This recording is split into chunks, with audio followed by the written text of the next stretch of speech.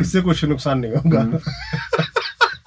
उपवास है, इससे कुछ नुकसान नहीं हो।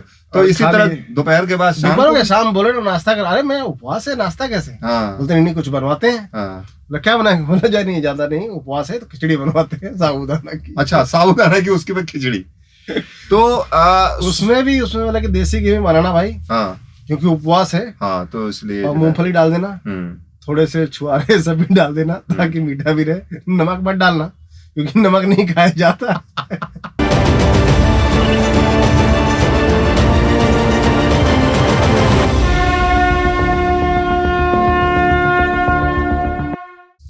नमस्कार, मैं संजय, मैं प्रदीप। शून्य साधना के अपने इस YouTube चैनल में हम आपका पुनः स्वागत करते हैं, अभिनंदन करते हैं। तो संजय भैया, आज जो है महाशिवरात्रि का दिन है, तो एक बार कम से कम शिव जी को शिव जी को याद करते हुए अभिवादन करने तो बनता है। तो आप सभी को महादेव, हर हर महादेव। तो आज शिवरात्रि है, तो कुछ शिवरात्रि स्पेशल कुछ एक बात करते हैं। हाँ, कुछ आज तो भाई आज शिवरात्रि है, तो कम से कम शिवरात्रि के विषय में हमको कुछ जानना चाहिए, उस पर कुछ बात करना चाहिए। हालांकि सारे जो हमारे दर्शक हैं उसमें से मोस्ट ऑफ ऑल शिव के विषय में सब जानते होंगे, शिवरात्रि के विषय में सब जानते होंगे। जानते तो हम सब कुछ है भाई, इस चैनल में हम तो यही कहते हैं कि हम कुछ नया तो थोड़ी बता रहे हैं, नया कुछ नहीं। आप जो जान रहे हैं बस हम उसको याद दिला रहे हैं कि जो जान रहे हैं उसको कर रहे हैं कि नहीं, साधना कर रहे हैं कि नहीं। तो आज शिवरात्रि है, तो आज के दिन ऐसी चर्चा आवश्यक है क्योंकि जो पुराने साधक हैं, आदि जिसे योगी कहा जाता है, तो आदि साधक वही हुए, वो शिव ही है। शिव है, लेकिन यहाँ पे जितने भी शिवरात्रि मना रहे हैं वो सिर्फ अपना उपवास रखते हैं और अपना कर्तव्य पूरा मान के रात को खा के सो जाते हैं। नहीं, लेकिन आपको मैं बता दूं कि शिवरात्रि का मतलब अलग ही है। हाँ, वो रात्रि से रिलेटेड है। और आज के विषय में हालांकि अब तो देश को अभी हमारे वो दक्षिण भारत में वो कौन बाबा है, रैली फॉर रिवर जिन्होंने चलाया था, सदगुरु। हाँ, तो सदगुरु महाराज वगैरह के यहाँ जो है रात्रि का इवेंट, जागने का इवेंट होता है और वो इवेंट के रूप में मनाते हैं। हालांकि शिवरात्रि की महिमा दर्शकों को हम बता देना चाहते हैं कि शिवरात्रि के दिन में विशेषकर रात्रि के हर एक पहर में हमें शिव का ध्यान करना चाहिए, शिव की पूजा करनी चाहिए और पूरी रात्रि शिव के ध्यान में बिताना चाहिए। तो शिव परब्रह्म का ध्यान करते, कहा जाता है कि वो विष्णु का, राम का, कृष्ण का, मतलब जो भी उनके आराध्य हैं उनका ध्यान करते हैं।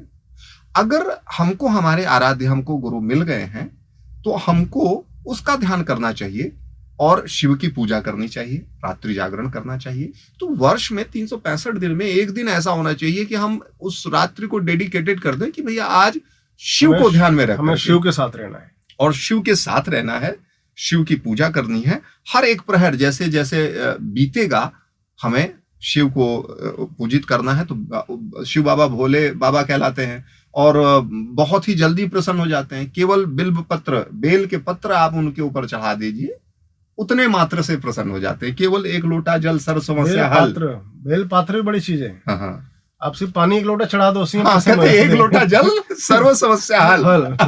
तो इतने मतलब सरल जो हमारे महादेव हैं, तो एक रात्र उनको हम समर्पित करते हैं। तो ये है हमारी शिव साधना और महाशिवरात्रि की कथा। लेकिन इसमें मुख्यतः आपने जो शुरू में ही कह दिया था कि बहुत सारे लोग उपवास रखते हैं और शाम को वही बताया कि खा के सो जाते हैं। और उपवास भी कैसे रखते हैं मैं एक बताता हूँ। एक मित्र ने मुझे फोन किया कि आज महाशिवरात्रि है, व्रत रखे हो? मेरा नहीं भाई, नहीं रखा हूँ। मैं रखो तो मैं उपवास का सामान लेके आता हूँ। तो बोला ठीक है ले आना। मैं तो नहीं ले आना, लेकिन जब वो लेके आ गया तो वही आधा किलो काजू आधा किलो काजू मतलब वो एक दिन में खा जाएंगे, एक दिन में, क्योंकि उपवास शाम तक ही करना है ना। तो शाम तक वो खत्म करना है। और तेरी और दूध और केला नहीं डाल के केला उपवास है, ये देख लीजिए, नए जमाने का ये उपवास है, तब ये हाल 2 है। दर्जन केले, हाँ। बोले शायद और भी कोई हो, हाँ। नहीं होगा तो प्रसाद बांट देंगे, प्रसाद बांट देंगे, नहीं तो कम से कम 4-6 तो केले खा ही लेंगे, क्योंकि उपवास है। तो हम लोग नाश्ते के टाइम पे खावा लिए। हाँ।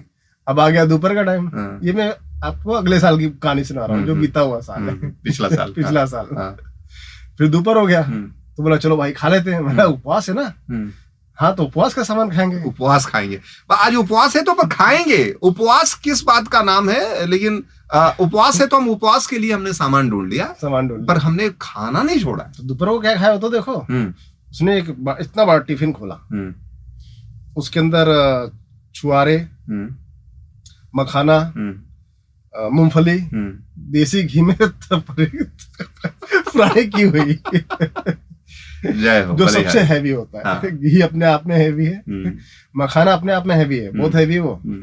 मूंगफली अपने आप में हैवी है, क्योंकि वो तेल का ही रूप है वो भी। तो वो खा लिए। बोला यार कितना उपवास रखना है तो कैसे? बोला नहीं, इससे कुछ नुकसान नहीं होगा।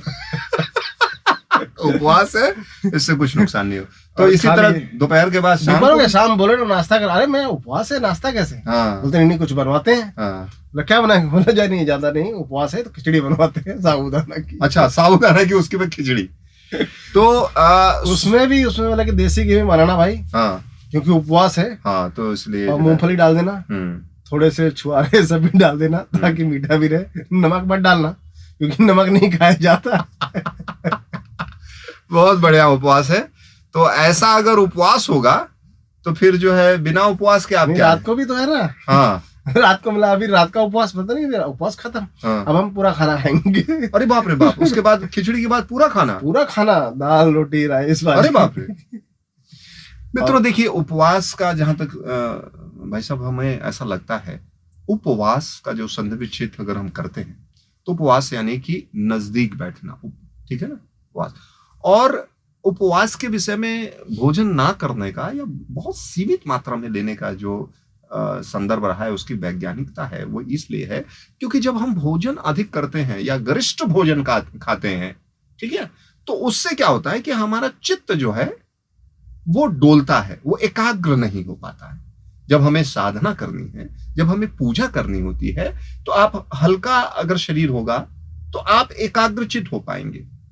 इसलिए उपवास के समय में बहुत ही एक आध टाइम अगर लग रहा है तो जूस या थोड़ा सा फल वगैरह फलाहार कर लो ना। हाँ, शक्ति नहीं है तो। वो भी हाँ, अगर शक्ति नहीं है तो अन्यथा आपको बस चित्त को एक ओर लगाना है और उस पूजा में बैठना है, और पूरा दिन या पूरा रात, मान लीजिए दिन, आज समय बदल गया है तो दिन में हम लोग सब लोग काम पे लौट आते हैं, शाम को लौट के जाएं, ठीक है, थकान वकान है, थोड़ा सा एनर्जेटिक फील लें, स्नान ध्यान कर लें, उसके बाद हल्का फुल्का जो भी आपको लग रहा है कुछ एक चीज ले, क्योंकि शरीर को हैवी चीज, अब ये मूंगफली और छुआरे और बादाम और मखाना, अब ये सारी की सारी चीजें एक साथ खाएंगे तो फिर बॉडी अगर उसको पचाने में लग जाएगा तब तो आपका उपवास निकल चुका। आप किसके नजदीक बैठेंगे, कहाँ एकाग्रचित कर पाएंगे अपने ध्यान को? तो उपवास की इस महिमा को समझने की आवश्यकता है। हमने सिर्फ जो ये चीजें हैं, जो ये बातें हैं, उनको ऊपर ऊपर से पकड़ रखा है और उपवास उसकी गहराई में नहीं जा रहे। उपवास के नाम पे उल्टा खाते हैं। और शिवरात्रि है जबकि, तो रात्रि की अपेक्षा हम दिन में मना लेते हैं, दिन में उसको और मना लेते हैं, क्योंकि मनाना रात को है, जबकि उसे रात में मनाना है। तो आशा करते हैं कि आपने शिवरात्रि से संबंधित ये जो हमारी जानकारी है, इसको सुना होगा, इसको अपने में अप्लाई करें, अपने जीवन में अप्लाई करें, क्योंकि चरित्र के द्वारा ही हम दूसरे को कुछ बता सिखा सकते हैं। शब्दों के माध्यम से कुछ नहीं कर सकते, माध्यम से कुछ नहीं कर सकते जब तक हम खुद करेंगे नहीं। हाँ, उस सामने वाला देख के नहीं करेगा, और उसको समझाएंगे तो बोले पहले तू तो कर। हाँ, मतलब वो सबसे पहले वो कुछ बोले ना बोले, आपका पुत्र हो, भाई हो, अनुज हो, मित्र हो, कर्मचारी हो आपका, वो आप उसे समझा रहे हैं, हो सकता है वो आपके सम्मुख बोले नहीं, लेकिन बाद में वो यही कहेगा यार खुद तो खाली जो है सिर्फ सिखाते हैं और आचरण में इनके दिखता नहीं। तो असली ज्ञान यही है कि हम उसे आचरण में धारण करें, और आचरण में धारण करेंगे तो उसका प्रभाव भले धीमा हो, भले कुछ सीमित लोगों तक पड़े, लेकिन उसका प्रभाव पड़ता है। तो आप सभी को फिर से शिवरात्रि की बहुत बहुत शुभकामनाएं। आप आज अगर ज्यादा देर ना कर सकें तो अगर आप याज्ञिक हैं तो यज्ञ के माध्यम से आज शिव को पूजें।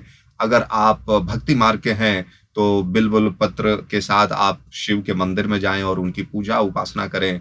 और अगर आप ज्ञान पथ के हैं तो आज आप शिव का ध्यान करें, शिव पंचाक्षरी मंत्र ओम नमः शिवाय का जाप करें, या फिर और कोई भी मंत्र है, महामृत्युंजय मंत्र है, या और कोई भी मंत्र जो भी आपको सिद्ध किसी गुरु या योगी से मिला हुआ है उसका जाप करें और शिव को आज की रात समर्पित करें। हाँ, आज जो है प्रसन्न चित्त करें प्रभु को, और उनसे अपने जीवन में क्या मांगना है भक्ति या ज्ञान, या फिर आपको कर्म में निष्काम कर्म योग मांगना है, क्योंकि जीवन की सार्थकता तभी सिद्ध होगी। तो इसी के साथ आज की इस कड़ी में हम आपसे विदाई लेते हैं, मिलते हैं अगली कड़ी में। नमस्कार। हर हर महादेव। हर हर महादेव।